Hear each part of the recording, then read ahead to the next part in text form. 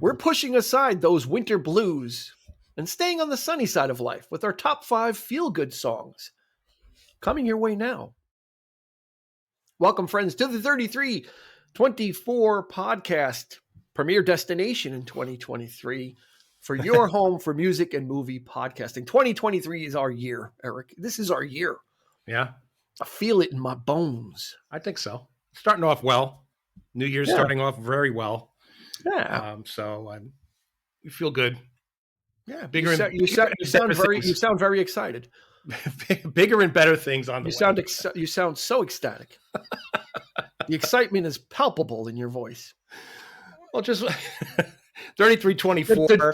Did I wake you? We're in 2023. Next year it's going to get confusing, I think. So you think 3324 in next year will be a better year since it's 3324 and it'll be 2020? Well, that's what I'm saying. It's like we might get a little tongue-tied. We'll have to come up with some clever promotion.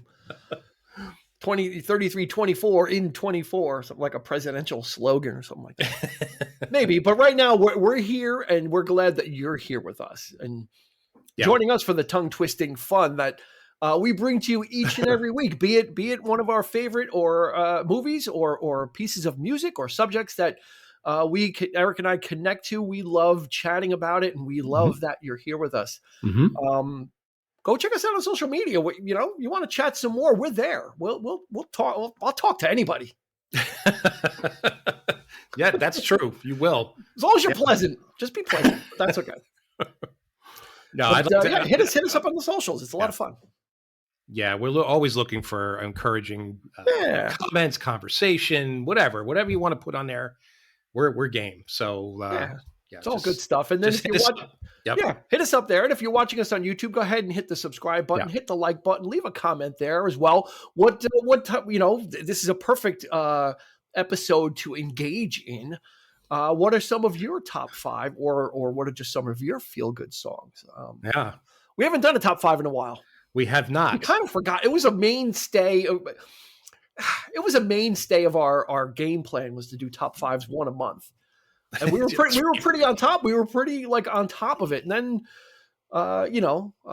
we started doing more movie content. We kind of got in a swing with that, and the top 5 was the first thing to get pushed off the table. Well, it's exciting too because with the movie content, we have other people joining us. We've built this sort of round table of guests that are I don't even consider them reoccurring guests anymore. They're part of this now. I think officially like Cheers. Yeah, they are part of the crew the now. Bar. And we have our usual suspects that we hit up, and because we enjoy the conversation, so that's exciting. New things happen, and then some things do get brushed aside. And I think we keep commenting on how well the 90s episode did. I think it's still the best. It's our top. It's our top episode. Right? Yeah. Of all time. So I forget about it. And then I'm like, I was like, Eric, we need to do a top 5. We do. with the holidays, we had a lot of holiday content too. So, we did a top 5 Thanksgiving dishes. That was our last top 5. So that was, we're talking, almost 2 months ago. So, we took a break for the holidays, but we're back with, Eric had a great idea of, especially in the winter. Yeah, because it's kind of one of those things. A lot of people, I absolutely get the winter blues. I absolutely, you feel a little lackadaisical. You just kind of, especially if you're in a non-warm or tropic climate. You're dealing with the cold weather. Although knock on wood, we've had up here in the Northeast, we've been blessed so far with a mild winter. And now that I've said that, here comes the storm. It's going to be blowing through. But we did have that tremendous cold snap, which was a little tough, because we pretty much expended our fuel supply, so we just got reloaded with that. But it's gassed up. Yeah, it's expensive, and until you definitely get the winter blues with that, and you got to. Shell it out. We know because we tried to use our fuel very sparingly, obviously, because it's very costly. But but it's so cold at night. These space heaters they're not cutting No, it. definitely not going to cut it. So to that end, Eric said, "Why don't we do some feel good songs, some feel good music?" And usually I would have almost associated this subject with the summer, because that's usually when you got the top down, and but I'm like, you know what, this is probably better for the winter, to bring a little bit of sunshine and that's right, that kind of thing into this into the gray sky. So that's what we're going to be doing. Mm-hmm. No guidelines. No, I in 2023. Full disclosure, I just went. I didn't really think about this long and hard. I just right off the top of my head. At first, I didn't. Yeah. I did have a little bit of help because my wife and my younger son they wanted to contribute. All right. So 2 of my picks are for them. So it's their picks, but it's a family affair. It's a family affair. Yeah. That was the I first jotted down 5, and then then I make the mistake of starting to really think about it and research, and I know you overthink it. It's just so many. That's what it is, and then you start to think of, well, what is a feel good song? Yeah, is it something that is specific to me? Is it something that's a broader song that kind of like something that everybody kind of can relate to? Right. Is it a certain tempo? Is it a certain tempo that qualifies as a feel good song? Does it have to be a happy song, a fast song? right. Really peppy and poppy. So if you really start to kind of pull it apart and start pulling at the threads, I would say all of the above. You end up pulling the string out, and just absolutely, yeah. And everything you mentioned is I think it's part of it. It could be personal. It could be. I tend to, I'm not a big fan of sort of poppy, happy lyrics. I prefer, songs that they might be a sad song lyrically, but it could be an upbeat song, right? I mean, it makes you feel good. If you're down, it could be cathartic for you. If you want to listen to something or something with a nice chill groove. Is this a foreshadowing of what's to come? No. It's like I did not go crazy. Paranoid by Black Sabbath. Yeah, this is a feel good song. Makes me happy that I don't have his problems. I promise you, I did not go there. No? So no, I did not. Not the end by the Doors. Yeah, no. It could be worse. No. It could be Dead, like in that song. When the music's over and yeah. Oh, okay, good. All right. So I was getting a little worried there. I'm gonna have to be like, try and find. No, I do tend to do that a lot, but like I said, I wasn't that difficult. I just picked some songs that I've enjoyed over the years, and it's hard to then of course you start going, oh, should I go by decade? Should I pick one from? That's what I first tried to do, and I didn't do that either. So I tried. I tried. I started at the 60s. Yeah. And I tried to do that. I'm like, okay, there's, this is something that's kind of, kind of representative of each decade if they've got it, and I kind of had them. But then I'm like, then I was kind of like, okay, great. But then I'm like, well, but I really like this song, or I really think this song is something special, So the good news is, I've got a bunch of the honorable mentions. And then the great thing about this is we get to do a playlist for this. Mm-hmm. Which I think is going to probably be a real banger of a playlist. I mean, I think this is going to be like something that people are going to want. So we're going to, what we do is we make a playlist of these songs on Spotify, and then we share it. We'll share it on we'll put it in the show notes. So if you don't follow us on social media, which is just shame on you, you could just click on it from the show notes and it'll take it to you. But we're going to have a nice playlist of. So let's get it going. Let's get this running. So for you, no particular order. No. Okay. Nope. As always, my number one is definitively, and it's been proven. That's the only hint I'm going to give to be the number one feel good song. Okay. Definitively. Okay. Scientifically proven. I'm not bullshitting. You're laughing at me. No, I know. Okay. I'm laughing because I know it's true. Okay. I know that's how you roll. So okay. Yeah, right. You know what I mean? So, all right. Well, without further ado, number 5. What is your number 5 of our top 5 feel-good songs? This should just be a happy episode generally, I'm hoping.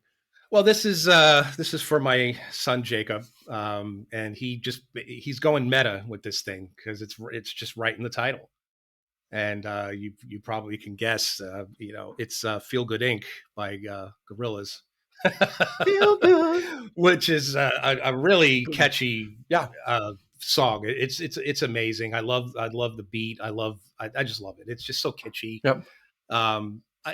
When they first roll this band out, it's like a virtual band. It's kind of like this one guy, he created these characters. There's this whole big thing, and the artistry of it is what I enjoy about it. Yeah. And Jacob's really into the stuff now, so he appreciates both sides of it. And but yeah, it's such a great track. And the way it just kicks off and just the first word, feel good, and it just comes right in. Yeah, Gorillaz are kind of like a virtual band.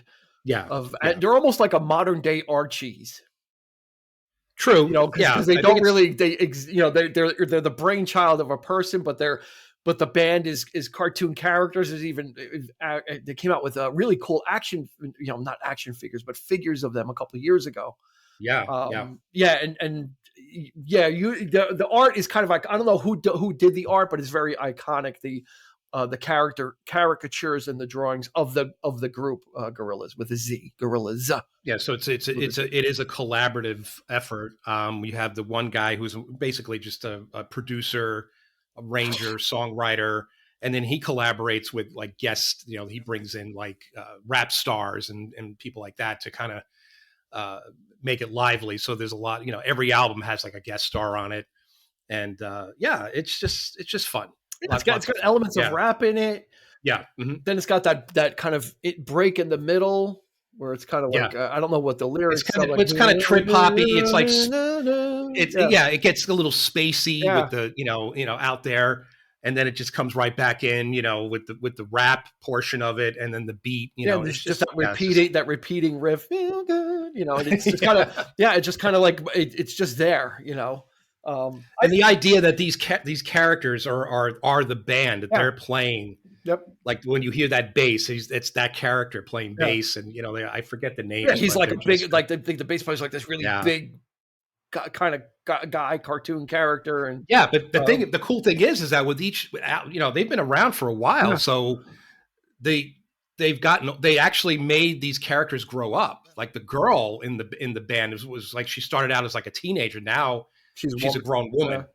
Cool. And that's the way they draw her and everything. So there's continuity. There's time, the time factor. So it's really, really well done. Really, sweet. Really Gorillaz, Feel Good Inc. Yep. That's for Jacob. That's a great start. That is a great start. Yeah. This one was my number 5 was a late, kind of relatively late entry. I was just kind of like, there was so many like honorable mentions, and I was kind of going back, and this is from 1983. Mm-hmm. And it was "Break My Stride" by Matthew Wilder.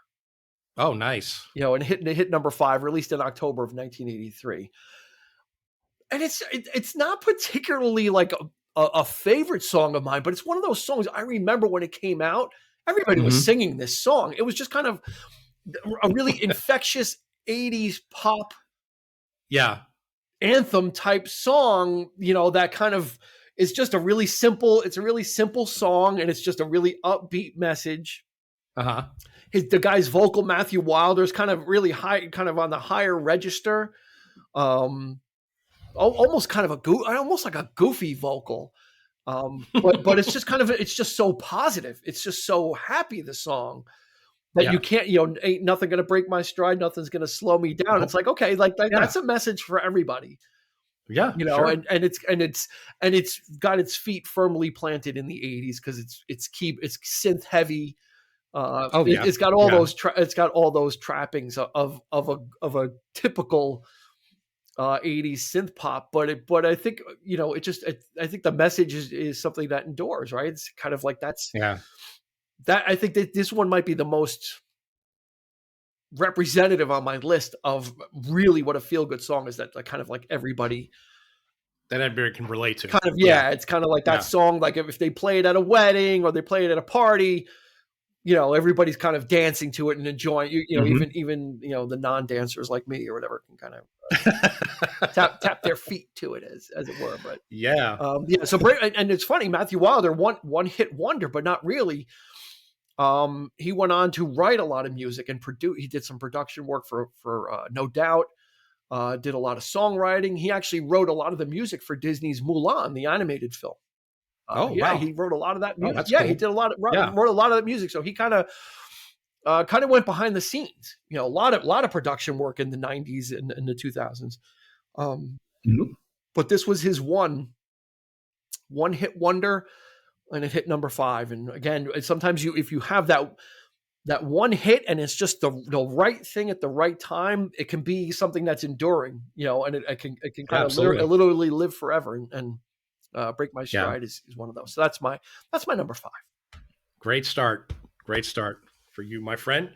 Number 4 for me is from 1966, the year we were born. I don't know about that. Maybe you said you were born that year. Okay. You're making some wild claims. Are you immortal? Is this a highlight? My middle name is Trelane. Star Trek reference. Bing. Yes. We need a bell. Obscure. We definitely need a bell for that. Star Trek bell. Or maybe a little ding. Get one of those sound effects things. We need a harpsichord for the Trelane. Or maybe the door of the turbo lift. Like, you know, that thing. That's when I need to leave and take a break. It's like, I'll be right back. And then it's gone. And I'll black the screen out. So what you got for number 4? I always love this track. 1966. It's you know, I just wrote, it was probably one of the first songs I ever heard as a kid, and it just reminds me of where I was living in New York at the time. But it's a really sort of it's a grateful song, and I think you could apply it to just about anybody. You know, and it's Bobby Hebb's "Sunny." Wow. You know, Sunny, you know, thank you for the, you know, whatever. And it's just the way the song, it starts very simple.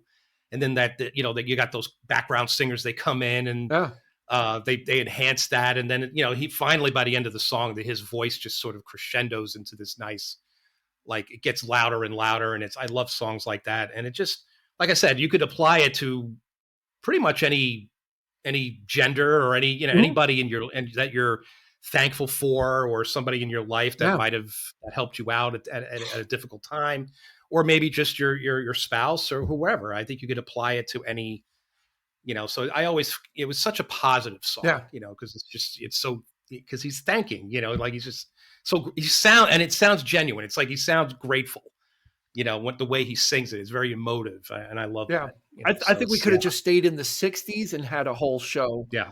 It was actually hard for, you know, and you're so, you know, and Sunny that's a great choice too. It's nice and mellow. It's kind of the opposite of what we were talking about it's not an up tempo, you know, kind of pop, you know, kind of poppy pop song. It's kind of more mellow, but the message and the feel is kind of light and airy. It's just got that light touch to it. It has that R&B flavor, that sort of soul flavor. It's got some horns in there, I think, right? Yep. So could he be talking about the sun? You know, that could be a possibility too. It could be. I always thought it was about Sonny Bono because Sonny and Cher was big no. Could be. I don't know. Maybe it could be that exact. I have no idea. Wow. But you know, it's just that one just fell flat. Thanks. You just totally. Oh, could be about it. What do you want me to say? No, you know, Sonny Bono. I got the joke, but I'm the train kept a rolling over that one. I think that's what happens when it's just the two of us, man. When there's other people here, you would have gotten roasted over over the spit. Over the coals, yeah. It wouldn't have been a sunny day for me. It would have been. It would have been hot. It would have been hotter. And you know who you are out there. You know who we're referring to. Pretty much to. Almost any guest. I just let that shit roll, that's man, fair. because No, that's a great choice though, Sonny. Like I said, kind of an antithesis to what I was thinking about when I was thinking about feel good songs, right? I was, kind of it's like that up tempo, bouncy, but Sonny's just kind of mellow, takes its time, but it's got that great message, and it's just kind of it's the vibe. It's a vibe song. Yep, absolutely. Cool. So I dig it. Nice. So all right, yes, number 4. We're going to go to 1977. This one hit number 3 on the Billboard charts, and probably one of the greatest groups of all time, which is ABBA, and their song "Take a Chance on Me." That is, nice. It's an whenever I hear it, I can't help but like it's just such a well-written song. I'm gonna say it. ABBA is so underrated. People think Dancing Queen and Mamma Mia and the movies and all that kind of stuff, and ABBA was so much more. ABBA was a powerhouse and a force to be reckoned with. You don't really, you take it for granted how like you think that ABBA is like throwaway pop music, but the stuff that these guys were writing, Bjorn and Benny, and the arrangements, and just how deep their songwriting abilities were to write for 2 female leads. And Take a Chance on Me just is so catchy. It is just, it's probably one of their catchiest, they write, everything they write is great, but Take a Chance on Me is just so catchy. And it's just got the great vocals from Agneta and Frida. I just love it.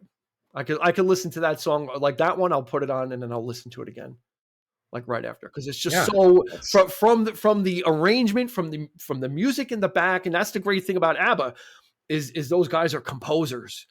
They're not writing a throwaway pop song. There's a lot of stuff that's behind it, but it gets lost because there's 2 great vocalists on top just killing it. Just killing that. They kill every song they sing. So you almost, if you're not paying attention to what's going on musically, but Take a Chance on Me has just got that bounce to it. It does, and it's a perfect song for a cappella groups. They kind of. I always think of The Office when Ed Helms is trying to like hit on Angela. Because he was from his college the barbershop years. Quartet. He was part of an a cappella group. I thought that was a quartet. Yeah, so he got like these guys to come on, like he had all the phones set up in the office, so they're each phone has a different guy like doing a different part of the song, and he's singing the lead, and it's fun. It has that appeal. It has that perfect. It just take a chance. There's something for everybody. There's something for everybody. So the ladies can kind of sing the leads, and the guys can kind of be in the background, But it's just got that chugging,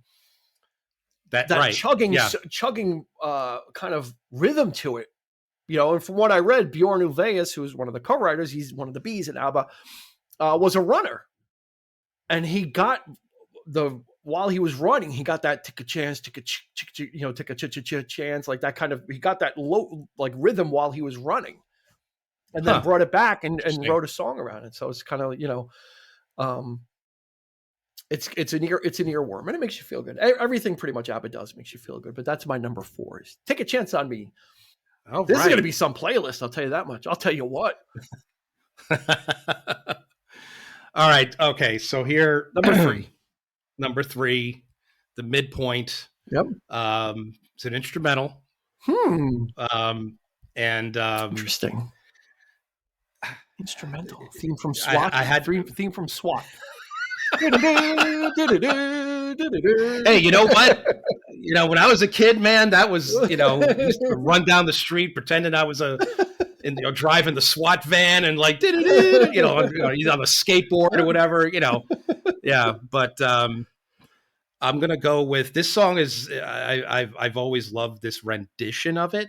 It's actually by a group that nobody's ever heard, but my man Phil Collins is part of this group. It was a jazz fusion group in the 70s called Brand X. And he wrote this little song on an album called Product. And it's just a instrumental, like we talked about Hand in Hand from Face Value and how you were advocating how that song made you feel. This song really takes it up into the strata. This particular version, it's a live version from the Perkins Palace concert that he did with that tour of in 82 when they were the fabulous jacuzzis that had turned into the hot tub club. But it was I first heard it on King Biscuit Flower Hour on NEW. It was a broadcast, and they broadcasted that entire show, which and then they closed the show out with this. This was like the encore, and this is like this really heavy jazz fusion thing that just builds, and it's just incredible. It's like everything you love about Earth, Wind, and Fire, everything you love about when Phil really, that energy that he puts out there.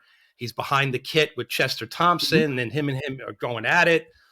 And Phil singing, well, not really singing, but he has this, it's like a vocal thing that he does in the middle. It's like the chorus of the song, as it were. And Daryl Sturmer, guitar extraordinaire, his playing on this he just kills it on this song. It's just incredible. One question for you.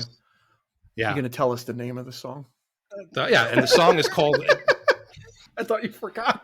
I'm like, he's way ahead of his skis. Yeah, right. The song is called. I don't know what it means. I don't know what it's referring to. Could be, it's called "And So to F." Like ANDSOTOF, right? And so to F. And so to F. Okay. Yep. So I'm assuming that it has something to do with the music, the arrangement of it. But yeah, it's killer. I had it on a 12-inch single, and I think it was "Don't Let Him Steal Your Heart Away" from "Hello, I Must Be Going." And on the flip side, they had this on there, and this version, which wasn't on the the video of that concert, which I thought it would be, and I was so. Because I loved it so much, I never got it. And then, of course, when he re-released all his albums, it's on the Face Value. Probably watching the video, and they're probably like, you know what, we got to cut something out. We don't have enough time on the tape. And so to F. Yeah, but take it out. But it's, but it's killer. Is it on Spotify? Oh yeah, I have. Okay. It. Yeah, it's on Spotify. It's on the Face Value Deluxe. Okay, so you want the live version. The live version, it's that particular version, and it's just killer. So it was done by Brand X, but you like the Phil doing it on his own, right? With his guy, with Daryl. There are versions of Brand X doing it live as well on YouTube. You can find like the Old Gray Whistle Test. They performed on that. They did it there. But it's a little bit more eccentric the way they do it. It's obviously a little bit more proggy and more sort of like all over the place. Here, it's like, he's got the Phoenix horns, enhancing it. And did he write it? Yeah, he wrote it. He wrote the piece. Okay, good. It's amazing. Cool. I remember the song title. Yeah. Once you said it, "And So to F," I'm like, oh, okay, that sounds familiar. Yeah. I'm not sure I heard the track. I'm sure if I hear it, I probably will recognize. Well, once you hear it, you'll understand. It's hard to say, once you hear it, you'll understand why. I always gets me going. All I want to do is just play along, or just I used to drive everybody nuts, playing that vinyl piece of. I wore that thing out because I would drive my family crazy. We're like, what the hell, because it's loud. It gets really loud and boisterous, and of course the horns kick in, and it's those messy kind of horns that they and like they go up and down, the scaling and all that kind of thing. So it gets pretty wild, but I think you'll love it just for Sturmer alone, because I know you were a fan of Daryl Sturmer at the time. Still am a big fan of Daryl Sturmer. He's a very underrated jazz guitarist who unofficially member of Genesis. They should have just made him a member of Genesis for crying. I agree. And then there were 4. And I think what I wanted to, there was other choices that I had in mind, like, because I was thinking about Jeff Beck, and I was thinking about the jazz fusion stuff that he did, and I was thinking of there was another track that I wanted to put, and I'm like, you know what? And it just hit me.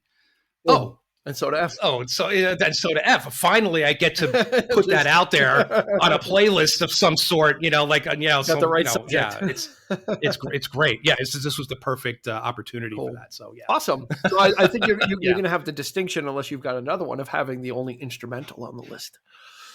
That's my hint. No instrumentals. And you've got and you've got the oldest song with Sonny. I could tell you that much as well too. So, although my number 3 is going to come close, this was released in January of 1969, and it hit number 7. And this is another one-hit wonder. And the tale of this band is just horrible. Horrible. They had a manager that was using stolen credit cards to book their tickets and book their tours. And they get to the airport and they're like, you guys aren't flying anywhere. This stuff was stolen. The credit card was stolen that it was used for. And then they bought, the guy bought PA equipment, and that got repossessed because the payments weren't being made. The group is the Spiral Staircase. Okay. And the song is More Today Than Yesterday. Okay. I love you more today than yesterday. Yes. One of the greatest pop songs ever in history. Oh my God. Oh my goodness. Yes. Right? Such a great choice. It is one of the greatest one-hit wonders. This group got totally screwed over by a bad manager because this song is iconic. It's one of the greatest pop vocals from the 60s, easily. The guy's got a timeless voice. It's clear, like the song is just it's 1969, but it feels like early to mid 70s. It feels a little bit ahead of its time. That's how just wonderful the song is, and that's just how greatly written it was and produced and arranged. And then the vocal is just incredible, and it's just a timeless thing, right? It's like kind of, you see it on mugs, you see it on T-shirts. I love you more today than yesterday, but not as much as tomorrow. Half as much as tomorrow. Yeah, kind of a timeless message, but bouncy, and it's got the horns in it. It's just that typical late 60s, like coming out of psychedelia before the splintering of all the craziness in the 70s. There was a chunk of time where there's just really good pop music coming out.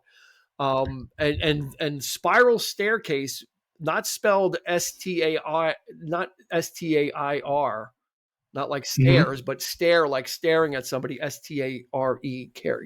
That's what an amazing choice. Yeah, they totally got this is going to be a good playlist. They got screwed 6 weeks from Sunday by their man. The guy was just the manager is a bum. Sounds like a documentary on Netflix. You find on Netflix, because they had all these documentaries about that, these guys, credit card fraud and all that. They actually the band even broke up. The band broke up because nothing was happening, and then the song became a hit. So they reformed, and then they got this bum manager who was just not doing anything right. So they got a hit on their hands. They got something they can get behind, and then they got their legs cut out from under them by the manager, who was just embezzling money or just using stolen credit cards. So what can you do? You put your best foot forward. You score a hit, a big hit, number 7. And again, it's one of those ones that's timeless. Like you hear this one at weddings, you hear this one at oldies parties, but it just sounds. It doesn't sound like 60s. It sounds. It's got a timeless sound to it. And the guy's vocal is just so crisp and clear, and he just goes so high and strong. It's just, how could you not like that song? It's just kind of, how could you not, and anything with the horns in it, it's like the bouncy horns in the background and the bass is. I have a feeling we're going to have a lot of tracks with horns on this. I know. Maybe. Yeah. Yeah. Could be. I would say so. Maybe in a different way, but. So that's my number 3, More Today Than Yesterday by Spiral Staircase. And I even sung a little bit of it, which is just not something I should be doing. Yeah. I'm surprised you got what it was by my. I didn't recognize the the title. I didn't recognize the song title. I recognized the name of the group, and I was like, it's like it. And then it's like when you started singing, I'm like. Yeah, it's just one of those. It's a timeless classic, but another one-hit wonder. My speciality. Good Good job, my friend. That is an absolute gem right there. Number 2. All right, number 2 is for my lovely wife, Kelly, recommended this one. She's like, you can't go wrong with this one. It's one of the undisputed feel-good songs. Was she holding a rolling pin in her hand when she was saying you have to put this, like you can't not put this in? Is this under duress and threat, or? And that is Walking on Sunshine. Oh, of course. By Katrina and the Waves. This is like, it was a no-brainer. It was like, yeah, okay. That's the first thing she can. Katrina and the Waves. There you go. Yeah. You got to put this on. I'm like, okay, it's going on the list. So there it is. Yeah, and of course, I don't really think I need to divulge anything about this. I think everybody knows this song. You've heard it. It's a feel good song. It makes you, even if it's on the corny side, I guess. But it's so happy. Yeah. It's so infectious. It just really. I remember the video. It just, it gets you going. Yeah, get your feet to tapping, and it's just it's the energy of it. It's bright, it's sunny. Like you mentioned, a perfect song for the wintertime, winter blues. This is it right here. So yeah, and it's so sad that these groups they make these iconic songs and they're one hit wonder. Katrina and the Waves. Mm-hmm. Matthew Wilder, one hit wonder. Yep. Spiral Staircase, one hit wonder. But these songs are just kind of like how what was it about Walking on Sunshine, or what was it about their other stuff that just didn't connect? With was this an outlier? Is there other stuff just really kind of different? Like I don't know. I never really listened to. No, I remember when this song came out though. They played this constantly on MTV. This song, constantly. You could not get away from it. It was pushed so hard because it's so infectious. It's just just got that. This is one of those ones. It's got the bounce to it. Yep. It's just got the bounce. It's got the great vocal, and it's got more horns. And more horns. There you go. See, that's 3 songs with horns. It's got a nice little guitar. It got a nice little guitar break in it as well. Yeah, Walking on Sunshine. It's like, feel good. Walking on Sunshine. It's sunny. You kind of have some. Your song titles are kind of a little bit in there too, except for in Soda F, but you've got Sunny and Walking on Sunshine. Yep. So and then Feel Good. Maybe it's a little too on the nose, but hey, that's what we're looking for, right? I mean, that's exactly take us out of this melange of funk. This funk that we're in. This funkin' winter. This fargen winter. Johnny Dangerously. Oh my God! We try no fargen tricks. We should do that one. That's maybe, hopefully, maybe someday. My mother shot me once. Once. I think that's the only thing I ever liked Joe Piscopo in. Yeah, he didn't really do a lot of movies. You know what I mean? Yeah. He did. I mean, he did a few, but they were. I mean, we saw that. We saw that in the theater, and that was like when Michael Keaton was a comedian. It was kind of like that was his thing. You went to go see Michael Keaton in comedy. Boy, did we saw that like 3 times in a row. I think in a span of. I got my dog in my hand. Peter Boyle, when they blew up the toilet and he's holding the flusher. I got my dog in my hand. Yeah. Hi, Pope. He's like, Dom DeLuise. And of course, the great Griffin Dunn rolling down the hill. Oh, my God. Oh, my God. It's like over. Danny DeVito. So that was Batman and the Penguin together before they were. That's right. Right? That's right, Johnny. Yeah. Hey, come have some more grass-fed veal. Some milk-fed veal. Good stuff. Anyway, we're going off on a Johnny Dangerously episode spontaneously. Oh, without us even watching it, we remember it. Oh man, yeah, it's great, fantastic good stuff. Okay, so my number two. Yep. This is my vanity one, right? If and Soda F is your vanity pick. This is my vanity pick, and I advocate for this duo a lot on our social media and personally. Rachel and Vilray. I knew it. Yeah, I knew you were going to pick them. This is the opposite of the up-tempo stuff, but when I listen to Rachel and Vilray, it makes me feel good. because they're so good at what they do, and the music is just so beautiful to listen to. Vilray, that's his name. Rachel is Rachel Price from Lake Street Dive, which is a group. Lake Street, yeah. So she's kind of like, she's got a voice. She could sing anything. In Lake Street Dive, she sings everything, and it's just kind of like whatever. She teams up, and Vilray was a friend of hers from like when they were in college, like in 2003, and that's actually where Lake Street Dive came from too, like a collective of people. But Vilray is a master songwriter of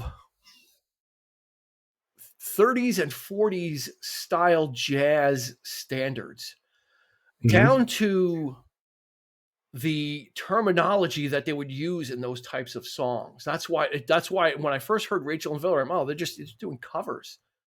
It's like, no, Vilray writes this stuff, and it's so jazzy and it's so great. So the song I chose is "Do Friends Fall in Love," and it's just a great dual vocal with the both of them. I just love. It's like so easy going. The music, it's easy to kind of latch onto. Because it's so well done that you get fooled into listening. You think you're listening to something old, just because Vilray is just so great at doing this. He's just so good. And that's why I advocate for them, because it's like if they come around and you don't go see Rachel and Vilray, you're missing an amazing evening of stories, of like laughs, and of like great music. But and that's what makes me feel good. I've seen them like twice so far, and I just go and I just have such a great time just sitting and enjoying watching watching music being played, and it's not loud. It's not a big setup. It's just usually two of them. It's just usually the two of them. And it's kind of music in the opposite way, kind of like Sunny, right? Where it's not this bouncy song. It's just music that emotionally kind of, this is like my vanity one of, this makes me feel good. It's just kind of like, so.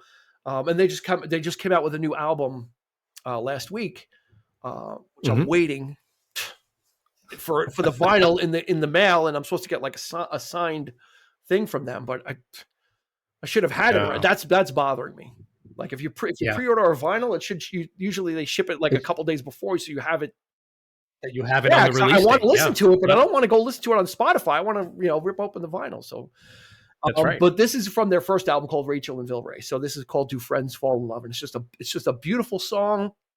Fool yourself into thinking that you're in a time capsule, but it's written contemporarily by this gentleman named Vilray, who's just that's amazing. I love bands like that. He's just he's an amazing songwriter, and he's so funny. The songs are wit that have that 40s wit to them. So it's not contemporary, like I'm on my iPhone. That it's not. It's of the vernacular is of the time back then, and it's stuff that you think you would hear back then. So it's really she does it, and she does a lot of scatting, right? Yeah, she does a lot. So does he. So he does a lot of scatting, a lot of whistle. There's a lot like the whistling that there was back then too. Yeah, that's great. That's great stuff. So that's my number 2. Was she ever involved in Postmodern Jukebox by any chance? I don't think so. I think Lake Street Dive. I mean, she's done. She sang with Hot Tuna. I think they did a Jefferson Airplane type thing, and she sang Grace Slick stuff. She's done a lot. There's a lot of covers that she does, or Lake Street Dive does a lot of covers. Yeah, they just did Handle with Care recently, Traveling Wilburys. Yes, I did. Yeah, I saw that. They're very Lake Street Dive is very eclectic. They're kind of modern rock, pop rock stuff.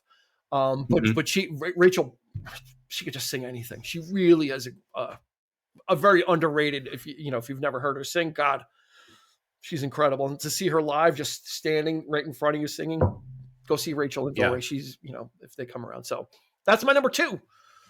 All right, we are on to number 1. Yeah. All right. And what's it going to be? This is a timeless classic radio staple, FM radio staple from one of the greatest debut albums of all time. I think I think it's on the list of us talking about it. But man, it's probably one of my all-time favorite songs ever. The lyrics are, probably much more profound today than they ever were back in the day, because I just enjoyed the vocal and the music, and Peace of Mind, Boston. Oh, It's a stunner. I mean, I could have picked any song from their debut album, More Than a Feeling, of course, but Peace of Mind. And when you think about what he's saying in the song, it's not necessarily, oh, all I want is my peace of mind. And he's talking about all the, trials and tribulations of life and success and, that kind of thing. And it's like, but he's not saying that we have it. Yeah. We strive for it. All I want is my peace of mind. Huh? It's all we want. And that is the theme for today's times. I mean, there's just no ifs, ands, or buts about it. I mean, if there's a song that's relevant, just a timeless staple, there's no, and nobody needs to recover it. Nobody needs to redo it. No, it's perfect the way it is. Can't do Boston. It's just fantastic. And the vocal, Brad Delp's vocals is just, oh my God. Yeah, the late Brad Delp, he was just amazing. He's got probably one of my favorite vocals. He's one of the, Boston is largely a faceless band. You just don't really know. Like there's not, Tom Scholz is the leader, but nobody even knows Tom Scholz anymore. Maybe back in the 70s, maybe early 80s. No one certainly knows Brad Delp, and he is just, It's kind of like Chicago, right? Like you don't know what these people look like necessarily. That the early days, especially, even more so Boston, because they're relegated to the back cover, and again, that's right. Like they weren't they were so huge, but you never knew who it was. Right, they weren't a band that that necessarily. Like if you went to see them live, you would obviously, they would perform, but it wasn't like you knew these guys live. Like you saw them, like he would step out and be like the front man. It's like they were very. It's not like the Eagles. Like for some reason, we all know who's in the Eagles, but you don't know who's in Boston. That's right. You kind of know who's in foreigners, like Lou Gramm and Nick Jones. But Boston was kind of always like kind of unknowns, and But you knew the voice of Brad Delp. I mean, he just has a voice that God. More Than a Feeling, that song soars with the angels, and Peace of Mind. Absolutely. And this was always my favorite of on that album. But man, like I said, anything from that record would have been a great choice. But and I've been listening to it actually a lot lately. Just every now and again I throw it on, and I still get chills. Listening to it. Yeah, it's great. It just puts me in that place of like when things are tough. It's just like. It calms me down, and yet the song it soars, like it's a rocking song. It's an up-tempo song, but it calms me down at the same time. You know what I mean? Like it's not a mellow track, So but it's not overbearing. It's not screeching. It's just well done. Right? Yeah. So that's it. It's been such a long time. Right? I mean, Brad Delp is just.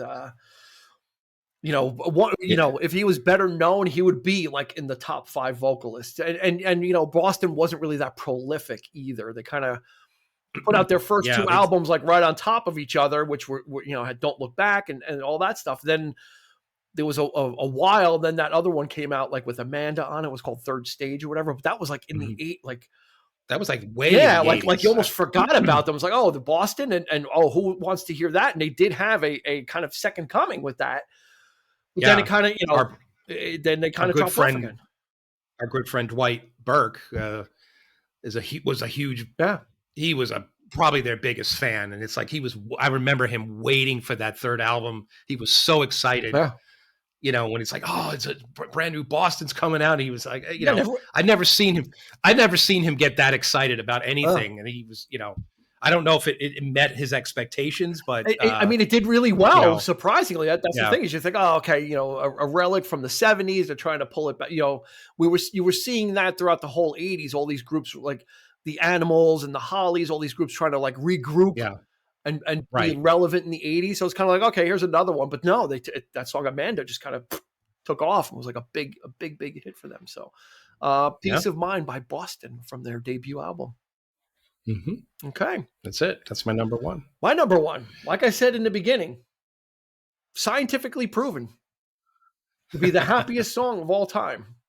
Netherlands researcher Jacob Jolich has come up with a scientific formula to determine, using the beats per minute in the key, that a song is written in, to determine how happy it is, and how the happiest song. Not only that, a poll of 1,300 adults aged 30 to 55 overwhelmingly voted this song the happiest song ever. Any idea? Is it a Beatles song? Mr. Blue Sky by the Electric Light Mr. Orchestra. Blue Sky. Sorry, got to go Homer on this one.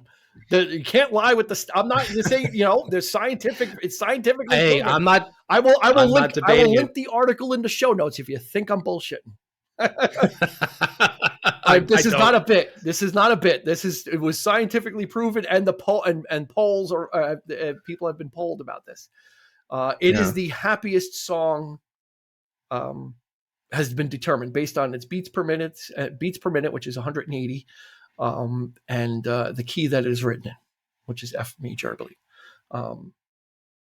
Wow! Putting that aside, it's just an incredibly uplifting and of course it is great song that is seen probably not even a second or third, but probably a 10th life throughout its history of popping up. Now it pops up in movies everywhere. You can't see a movie trailer about something happy without Mr. Blue Sky in it, even if it's not on the soundtrack. They use it now in the trailer just to kind of get that. You hear that and you get it makes it's one of those songs now that automatically makes a point. Like when it's used in a commercial, or I think it was in a Volkswagen commercial years ago, and it's obviously Guardians of the Galaxy for some reason when they're fighting an alien. It's Mr. Blue Sky. But it is you got to give the song its due. I'm sorry. I guess I'm an ELO fan, but like I said, this was. Now I don't feel so bad for putting Phil Collins on my list. There's no way that this wasn't going to be it. Because it is. It's got a tasty guitar solo. Not too overbearing. Of course, it's got a great arrangement. Definitely inspired by a couple of Beatles songs, most notably "A Day in the Life." That middle part with Paul McCartney, "A Day in the Life," is right. Jeff used that as the building block. He didn't copy the whole song. That is the building block for this song. Is that dun dun dun dun dun dun dun dun? Yeah. But then Jeff Lynne takes it in a whole other direction with his orchestration. It is one of the lushest ELO songs. It's the end of an era for ELO for that type of music. You have to listen to the whole song though. Most radio edits will cut it off, but there's an instrumental part that you really must listen to, because that's what gets me. The most emotional part of the song is the very end of it. Is when the song resolves, when the song proper is over, and then it's kind of like a chorus part, which is I love ELO choruses. I love the sound of that. But then at the end, chorus is the mellotron. But then at the end, you get all these strings start to resolve the melody, and it drifts into a piano, and then the strings again just kind of descend to a final note. That is music that gives me chills. The end of the song, the end of the song, and you really have to stay for it. Put on headphones, and it will get you at the end. It will have. Well, I would advocate that you listen to the entire third side. Yeah, well, I was getting to that too. As a part of it, it's part of a suite. It's part of a concerto so those for themes, a rainy day. For a rainy day. So those themes that you hear at the very end are others like. It helps resolve the whole thing. Big Wheels and Summer and Lightning and So the third side of ELO's double album is called the Concerto for a Rainy Day, and it's 4 songs related to rain or weather. And Out of the Blue is the final song on the side, and it's the final song of the concerto. So if you listen to it as a whole piece, it's even more impactful. But if you listen to it on its own, just stay for the end. It's a happy song. It's still, but it just resolves in such a satisfying way. It just doesn't fade out And you want that because it's such a big statement. So that's the number one. Fantastic. Released 1977, only hit number 35. But a researcher in the Netherlands did his research and he said, "This is the one, fellas, ladies and gents." I am not I am not going to. I will not fight you. I will not fight you on this. No, not at all. It is the perfect choice. I kind of was thinking, is he going to do? Is he going to pick Mr. Blue Sky? Is he going to go there? Is he going to? But it had to be. It just had to be. Originally, it wasn't, but then I'm like, I'm looking at the list. I'm like, because actually, I was thinking about Living Thing. That could be one that almost made an honorable mention, but I figured, absolutely. Absolutely. So that one always gets me, especially the last chorus, the third chorus in that song. Yeah. When the strings kick in and there's that everything's big just all the arpeggios and it's oh my god, I get chills. The violins are going through. It's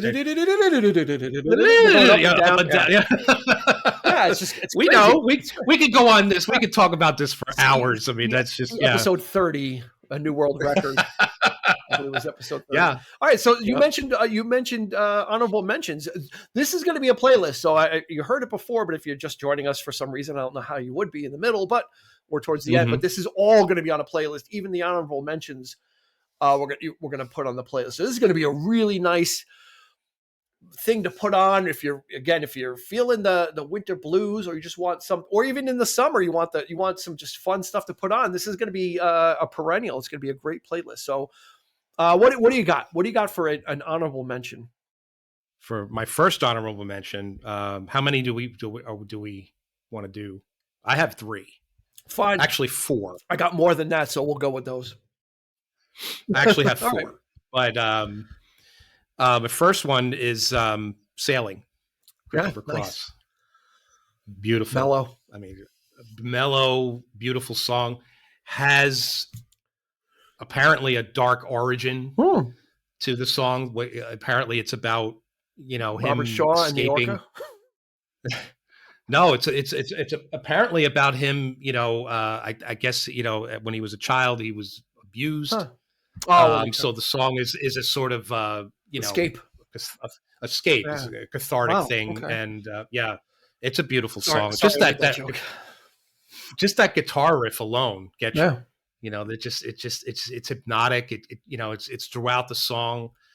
Even the chimes, which could be the cheesiest thing you hear, like like that. That stuff could be cheesy if it's, but in this song it's perfect. It sets the tone. It sets the mood.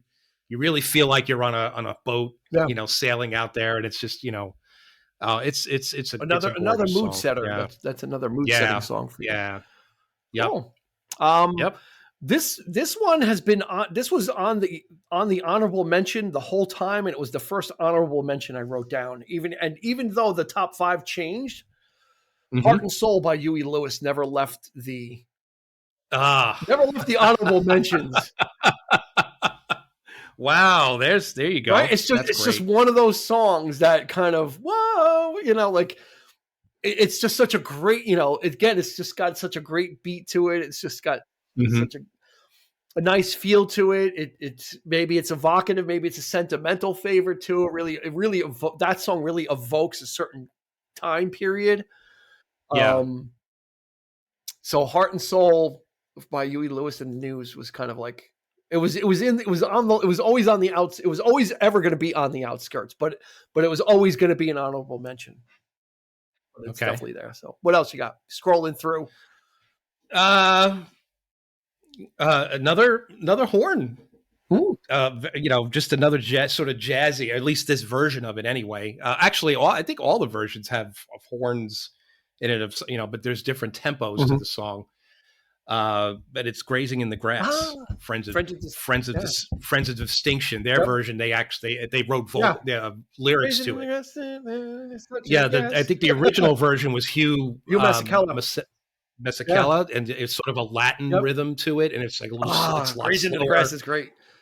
But I love that. And it's like, again, the energy, the classic, the boisterous, classic sound. Yeah. If you don't know the song we're talking about, once you hear it on the playlist, you'll be like, oh, that just like Eric didn't know what More Today Than Yesterday was, but once you won't know the title Grazing in the Grass, but you'll know the song Grazing in the Grass. It is a classic, absolutely a classic. That's a great one.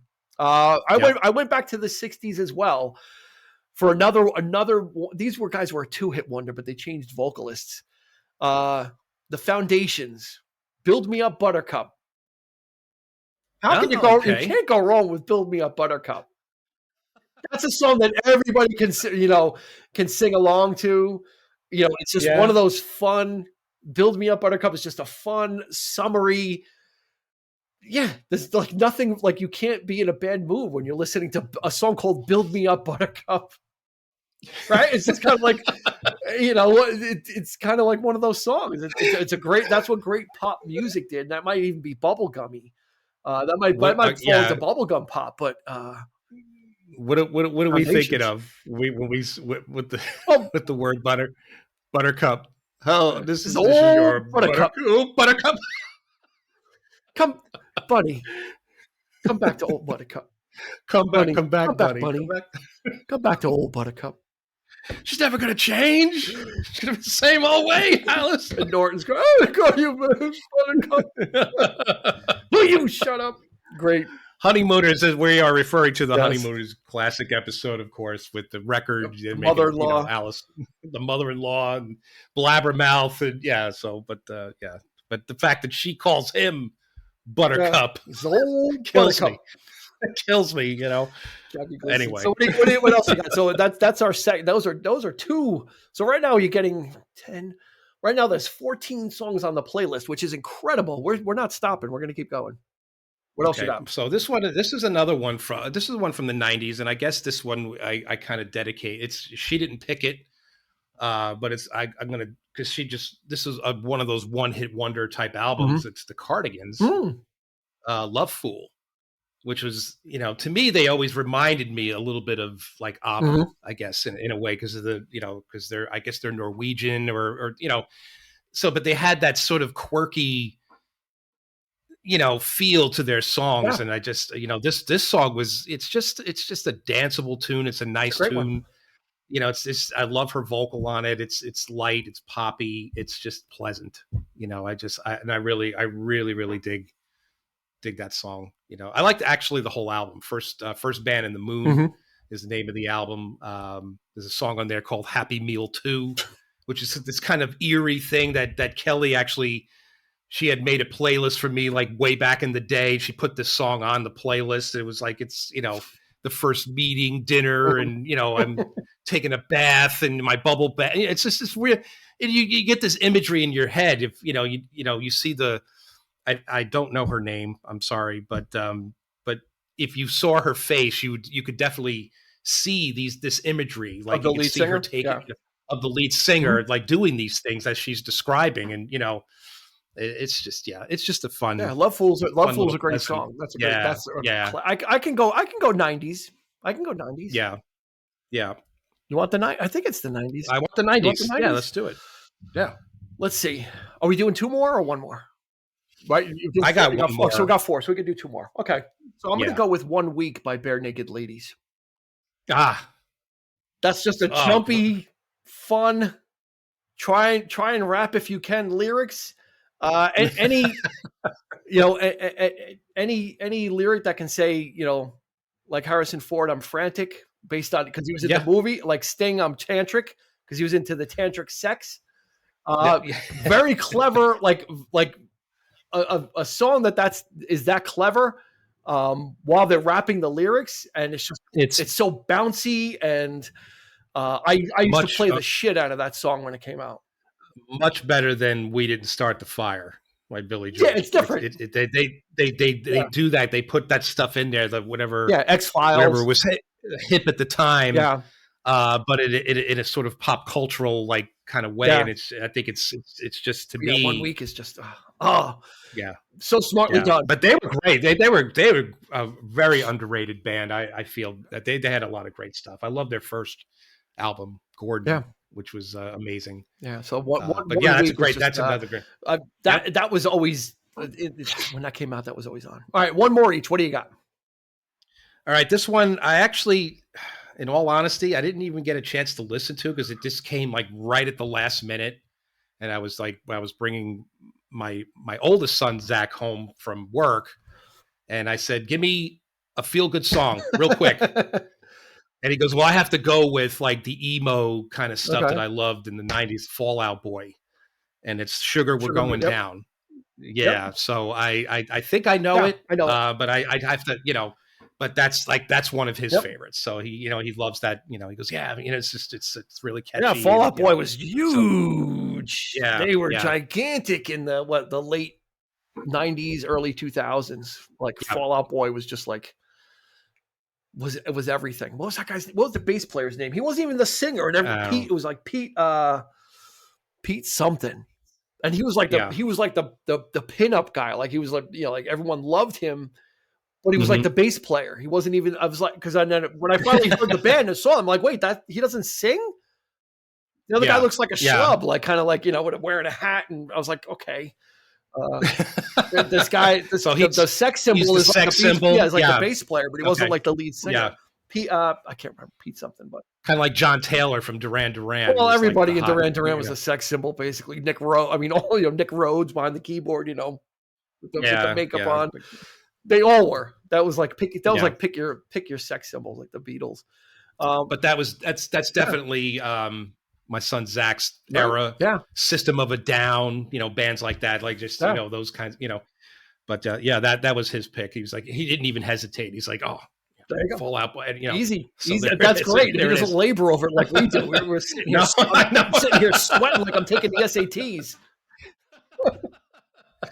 Yeah. I'm afraid I'm gonna color the dot outside the line. I have to erase it, and then they'll think it was a different answer. My last one is from that era as well, and it's probably the most summary song, and it's called "Steal My Sunshine" by a group called Len. Yep. Okay. They take the riff from More by Andrea True Connection from the 70s. That her instrumental break, they sample that and they make a song called "Steal My Sunshine" around it, which is just, again, it's just a great summary song. It's just a great, there was some great pop going on in the late 90s, early 2000s, and these groups were emblematic of it. So there was some feel good stuff even later in music history, but then after that, it just all went to shit. Yeah, it has that catchy, until Lizzo came and. But anyway. It has that catchy. I don't know what it is, but it has like what is it? That. I don't know what the instrument is. Is it some kind of percussion? Yeah, I don't know. But like throughout the song, it almost sounds like a wood block or something like, but it's heavy reverbed. Yeah, and then they have that riff just going over and over from more. So it just kind of keeps, finding